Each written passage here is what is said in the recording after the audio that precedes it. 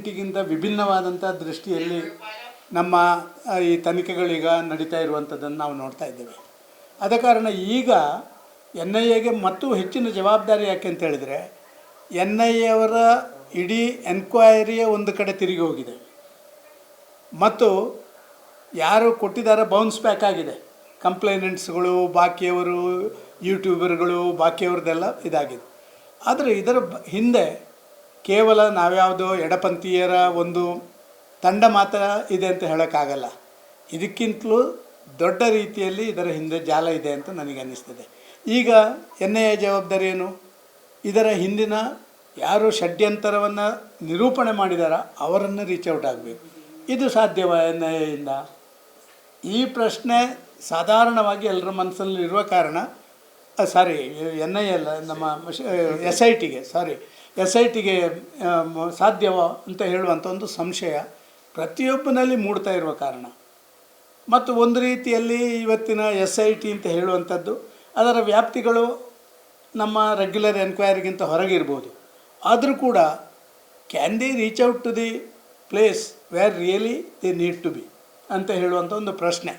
ಆದ ಕಾರಣ ಇದನ್ನು ಎನ್ ಐ ಕೊಡಬೇಕು ಅಂತ ಹೇಳುವಂಥದ್ದು. ಯಾಕೆಂತ ಹೇಳಿದರೆ ಈ ರೀತಿಯ ಘಟನೆಗಳು ನನಗೊತ್ತಿಲ್ಲಪ್ಪ, ರಾಜಕಾರಣದಲ್ಲಿ ಈ ರೀತಿ ಒಂದು ಪ್ಲ್ಯಾಂಡ್ ವ್ಯವಸ್ಥೆಗಳು ಸುದೀರ್ಘ ಕಾಲಘಟ್ಟದಲ್ಲಿ ನಡೆದು ಎಲ್ಲ ಹೊಸ ಪಾತ್ರಧಾರಿಗಳನ್ನು ಇದಕ್ಕೆ ಫಿಕ್ಸ್ ಮಾಡಿ ಅವರಿಂದ ಆಟ ಆಡಿಸುವಂಥ ಪ್ರಯತ್ನಗಳನ್ನು ಮಾಡಿ ಫೇಲ್ಯೂರ್ ಆಗಿ ನಿಜವಾದ ಸತ್ಯ ಹೊರಗೆ ಬಂದ ಮೇಲೆ, ಆದ ಕಾರಣ ಆರೋಪಿಗೆ ಶಿಕ್ಷೆ ಕೊಡೋದಕ್ಕಿಂತಲೂ 100 ಆರೋಪಿಗಳನ್ನು ಹ್ಯಾಂಗ್ ಮಾಡೋದಕ್ಕಿಂತಲೂ ಒಬ್ಬ ನಿರಪರಾಧಿಗೆ ಅನ್ಯಾಯ ಆಗಬಾರ್ದು ಅಂತ ಹೇಳುವಂಥ ಕಾನೂನಿನ ಆ ಜುರಿಸ್ಪ್ರುಡೆನ್ಸ್ ಏನಿದೆ, ಆ ಜುರಿಸ್ಪ್ರುಡೆನ್ಸಿಗೆ ಇವತ್ತು ನಾವು ಹೋಗುವಂಥದ್ದು ಆಗಬೇಕು.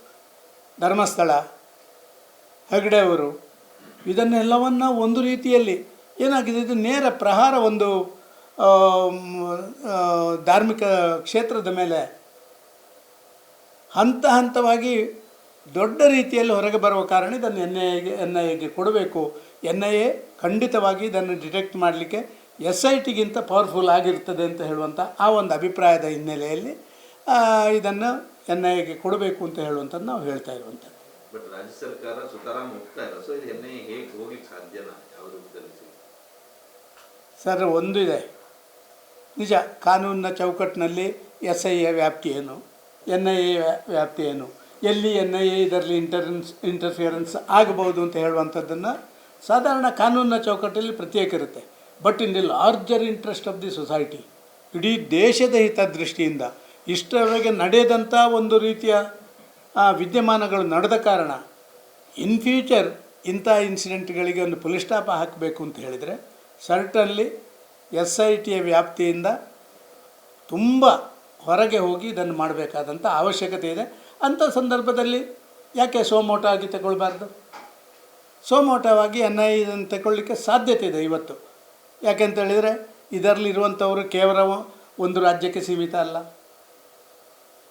ಕೇರಳದಲ್ಲಿದ್ದವರು ಅಂತ ಹೇಳ್ತಾರೆ, ಕೇರಳದ ಅಡ್ವೊಕೇಟ್ ಹೇಳ್ತಾರೆ, ಮತ್ತು ಇದರ ಒಳಗಿರುವಂಥವ್ರು ಎಡಪಂಥೀಯವರ ಆ ಒಂದು ವಾಸಸ್ಥಾನ ಈಗ ಸ್ವಲ್ಪ ಇರುವುದು ಒಂದು ಕೇರಳದಲ್ಲಿ, ಇನ್ನೊಂದು ಸ್ವಲ್ಪ ವೆಸ್ಟ್ ಬೆಂಗಾಲ್ ಮುಗಿದಿದೆ.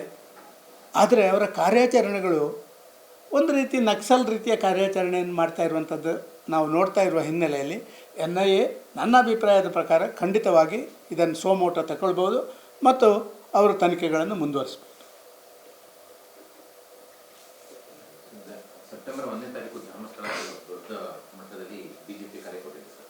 ಎಲ್ಲ ಕ್ಷೇತ್ರಗಳಿಂದ ಕೂಡ ಧರ್ಮಸ್ಥಳ ಹೋಗ್ತಿದ್ದಾರೆ. ಅವತ್ತೇ ಮಧ್ಯಾಹ್ನ 2 ರಿಂದ 4 ಗಂಟೆ ಧರ್ಮ ಜಾಗೃತಿ ಸಮಾವೇಶ ಬೇರೆ ಆಯೋಜನೆ ಆಗಿದೆ ಸರ್. ಎಲ್ಲ ಎಂಪಿಗಳೆಲ್ಲ ಪಾಲ್ಗೊಳ್ತಾರೆ. ಅವತ್ತು ದೊಡ್ಡ ಪ್ರಮಾಣದಲ್ಲಿ ಎನ್ ಐ ಎ ಕೊಡಬೇಕು ಅನ್ನುವಂಥ ಆಗ್ರಹ ಮಂಡನೆ ಮಾಡ್ತಾರೆ ಸರ್. ನಮ್ಮದು ಸಾಧಾರಣವಾಗಿ ಒಂದು ಹಂತಕ್ಕೆ ಎನ್ ಐ ಎ ತನ್ನ ಜವಾಬ್ದಾರಿಯನ್ನು ನಿರ್ವಹಣೆ ಮಾಡಲಿಲ್ಲ ಅಂತ ನಾನು ಹೇಳಲ್ಲ, ಖಂಡಿತ ಹೇಳಲ್ಲ. ಎಸ್ ಐ ಟಿ ಅವರ ನಿರ್ವಹಣೆ ಮಾಡಲಿಲ್ಲ ಅಂತ ನಾನು ಹೇಳಲ್ಲ. ಎಸ್ ಐ ಟಿ ಅವರು ಒಂದು ಹಂತದವರೆಗೆ ಅವರ ಪ್ರಯತ್ನಗಳನ್ನು ಮಾಡಿದ್ದಾರೆ. ಆದರೆ ಇವತ್ತು ಬಾಹ್ಯ ಒತ್ತಡಗಳು ಅವರ ಮೇಲೆ ಬರ್ತದೆ ಅಂತ ಹೇಳುವಂಥ ಸಂಶಯ ಎಲ್ಲ ಕಡೆ ಕಾಣ್ತಾ ಇದ್ದೇವೆ ನಾವು. ಇವತ್ತು ಬಾಹ್ಯ ಒತ್ತಡಗಳು ಎಸ್ ಐ ಟಿಯ ಮೇಲೆ ಕೂಡ ಇವತ್ತು ಬರ್ತಾ ಇದೆ. ಆದರೆ ಅಧಿಕಾರಿಗಳು ಒಳ್ಳೆಯವರಿದ್ದಾರೆ, ಅಂಥ ಒತ್ತಡಕ್ಕೆ ಮಣಿಲಿಕ್ಕೆ ಇಲ್ಲ ಅಂತ ಹೇಳಿದರೂ ಕೂಡ ಇವತ್ತಿನ ಈ ಲೆಫ್ಟಿಸ್ಟ್ ಮೈಂಡ್ಸೆಟ್ಗಳೇನಿದೆ, ಮತ್ತು ಅವರ ಮೂಲಕ ಲೆಫ್ಟಿಸ್ಟ್ನ ಹೆಗಲ ಮೇಲೆ ಗನ್ನಿಟ್ಟು ಕಾಂಗ್ರೆಸ್ನವರು ಇವತ್ತು ಗುಂಡು ಹೊಡಿತಾ ಇರುವಂಥದ್ದು ನಾವೆಲ್ಲ ಕಡೆ ಕಾಣ್ತಾ ಇದ್ದೇವೆ. ಆದ ಕಾರಣ ಇಂಥ ಹಿನ್ನೆಲೆಯಲ್ಲಿ ನಾವು ನಾಳ್ದು 1ನೇ ತಾರೀಕು ನಡೆಯುವಂಥ ಆ ಒಂದು ಇದು ಕೇವಲ ಬಿ ಜೆ ಪಿಯ ಕಾರ್ಯಕ್ರಮ ಅಂತ ಯಾರು ತಿಳ್ಕೊಳ್ಬೇಡಿ. ಬಿ ಜೆ ಪಿಯವರು ಹಿಂದೂ ಧರ್ಮ ರಕ್ಷಣೆಗೆ ಕಟಿಬದ್ಧರಾಗಿರುವಂಥ ಏಕೈಕ ಒಂದು ರಾಜಕೀಯ ಪಾರ್ಟಿ ಇವತ್ತು ದೇಶದಲ್ಲಿ.